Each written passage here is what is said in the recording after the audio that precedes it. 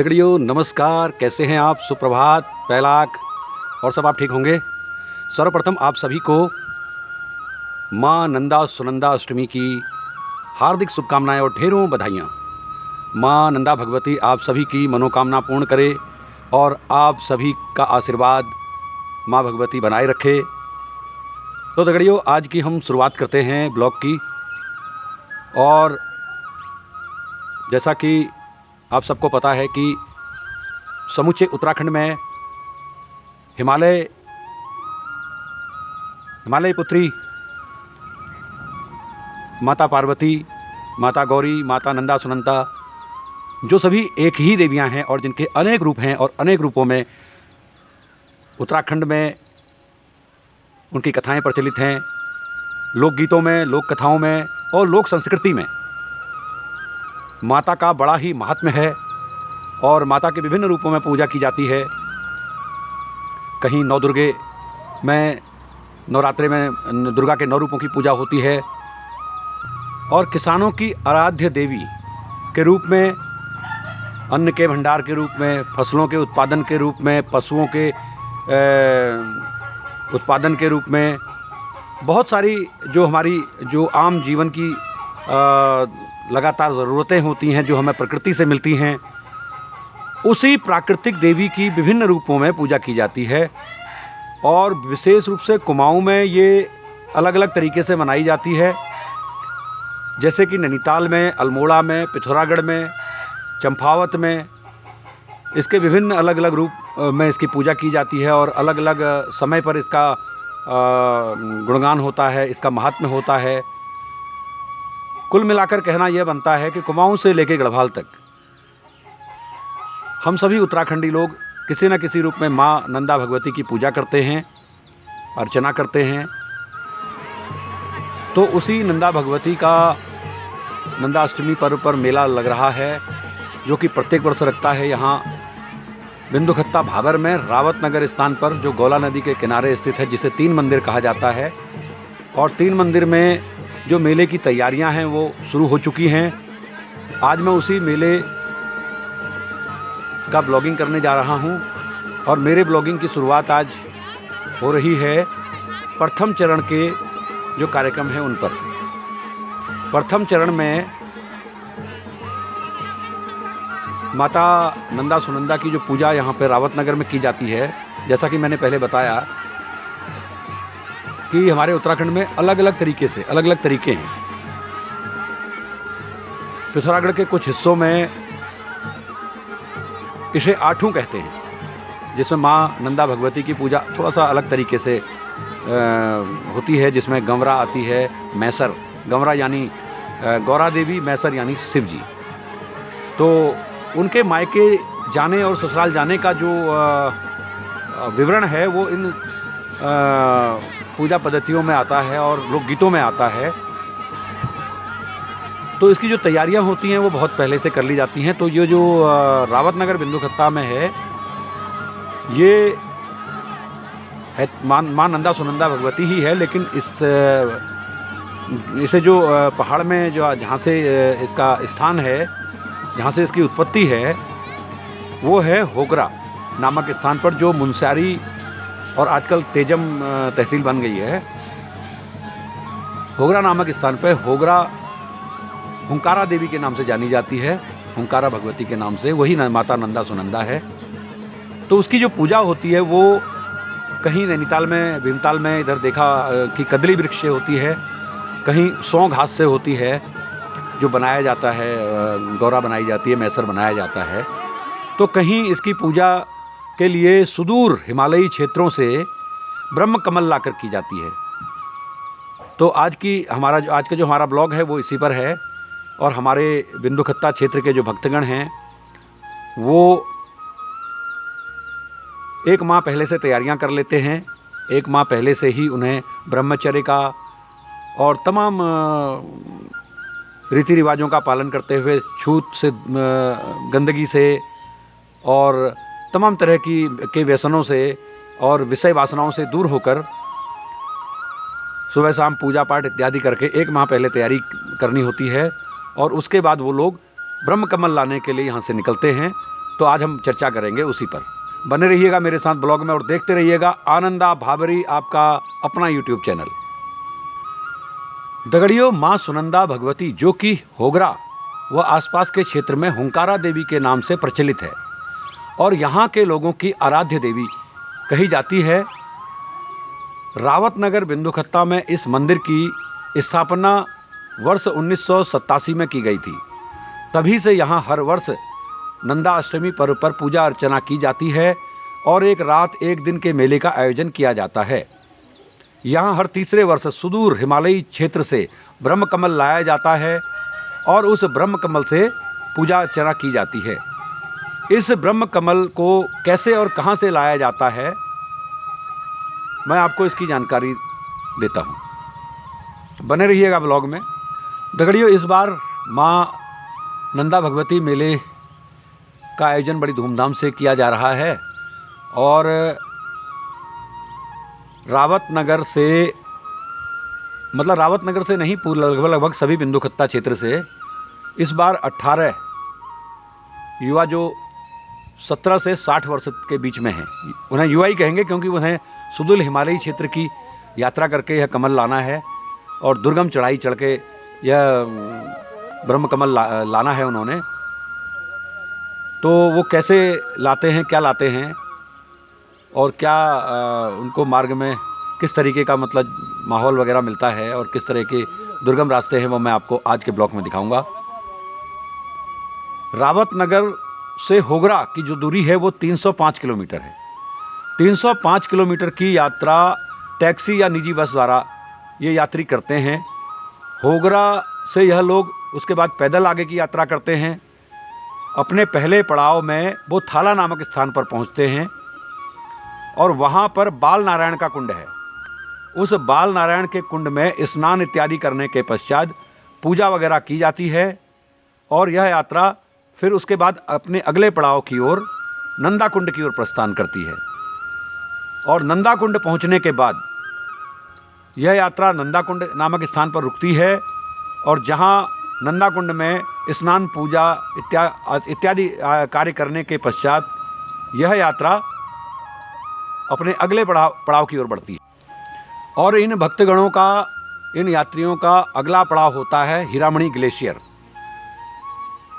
Hiramani glacier की जो चढ़ाई है वो लगभग 50 किलोमीटर की पैदल यात्रा करके पूरी की जाती है और उसके पश्चात बर्फ़ से ढके इस ग्लेशियर से ब्रह्म कमल लेकर वापस 50 किलोमीटर की यात्रा पैदल करके होगरा पहुंचती है। होगरा पहुंचने से पूर्व पुनः ब्रह्म कमल लेकर लौट रहे भक्तों को बाल नारायण कुंड में पूजा अर्चना करनी होती है। फिर होगरा से यह यात्रा वाहनों द्वारा रावतनगर पहुंचती है, जहां पर रावतनगर में पहुंचने से पूर्व ही हनुमान मंदिर के पास संजय नगर नंबर 1 में इन भक्तजनों का, ब्रह्म कमल लेकर लौट रहे यात्रियों का भव्य स्वागत किया जाता है और जलपान इत्यादि का कार्यक्रम होता है, जो कि श्री मोहन सिंह मेहता जी हैं, जो पहाड़ी घटेलिया हैं, घटेलिया जो हमारी परंपरागत पद्धति है जागर वगैरह लगाने की, जागर गायक हैं और पूजा अर्चना करते हैं। उनके यहाँ पर विश्राम इत्यादि कराया जाता है, जलपान कराया जाता है और विधि विधान से पूजा अर्चना की जाती है। उसके पश्चात यात्री लगभग 1 घंटा विश्राम करने के बाद फिर रावतनगर के लिए प्रस्थान करती है, जहां इन यात्रियों के ठहरने का इंतजाम श्री मोहन सिंह मेहता जी द्वितीय, वो भी घटेलिया हैं और जागर लगाते हैं, पूजा पाठ करते हैं और बहुत अच्छे कथावाचक हैं। और माँ नंदा सुनंदा भगवती को सर्वप्रथम श्री मोहन सिंह मेहता जी द्वितीय रावतनगर वाले ही होगरा से माँ के आशीर्वाद के साथ उनकी ज्योति यहाँ पर लेकर आए और उन्होंने रावतनगर में इस मंदिर की स्थापना कराई। कहते हैं कि एक बार बिंदुखत्ता में बड़ी भयंकर बाढ़ आ गई और उस बाढ़ से रावतनगर के लोगों का काफ़ी नुकसान हुआ और काफ़ी ज़मीनें बह गई और यह मंदिर भी बहने के कागार पर पहुंच गया कि तभी देव डांगर अवतरित हुए और माँ नंदा सुनंदा भगवती का हुंकारा लगाते हुए उन्होंने माता गार्गी नदी, जो वर्तमान में गौला नदी कहलाती है, से अपने इस भयानक रूप को वापस लेने का आह्वान किया। और आश्चर्यजनक रूप से गौला नदी की इस बाढ़ ने जितना भी मंदिर परिसर का क्षेत्र काटा था, पुनः आश्चर्यजनक रूप से सारा का सारा मट्टी वहाँ पे लाके भर दी और एक विशाल मैदान वहाँ पे बन गया। और उसी विशाल मैदान में आज मेला लगता है और उसी मैदान के साथ जुड़ा हुआ जो दूसरा खाली क्षेत्र है, जहाँ पे मेले के समय पार्किंग वगैरह की व्यवस्था की जाती है और अन्य समय में बिंदुखत्ता क्षेत्र के युवा वहाँ पे आर्मी में जाने के लिए अपनी प्रैक्टिस करते हैं, दौड़ लगाते हैं, स्पोर्ट्स इत्यादि में भाग लेते हैं। माता के आशीर्वाद से वहाँ के युवा काफ़ी सफल भी होते हैं और आर्मी में भर्ती हो जाते हैं। जब यह यात्रा रावतनगर में पहुँचती है श्री मोहन सिंह जी के आवास पर, तो वहीं उनका जो है ठहरने का इंतज़ाम किया जाता है। कहते हैं कि जो यात्री ब्रह्मकमल लेकर लौटे हैं वो पूर्ण रूप से शुद्ध होते हैं और उस वक्त जब तक कि पूजा अर्चना नहीं हो जाती है तब तक किसी भी प्रकार का कोई भी ऐसा कार्य नहीं करते जिससे वो अशुद्ध हो जाएं। इसलिए उनके भोजन वगैरह की व्यवस्था भी वहीं होती है, वो घर भी नहीं जाते हैं और रात्रि विश्राम भी वहीं करते हैं। और इन यात्रियों को रात को वहाँ विश्राम कराया जाता है। उनके भोजन वगैरह का प्रबंध भी श्री मोहन सिंह मेहता जी के आवास पर ही किया जाता है। चूँकि यह यात्रा बहुत ही धार्मिक महत्व की है, इसलिए जो भक्तगण इस बार 18 लोग बिंदुखत्ता से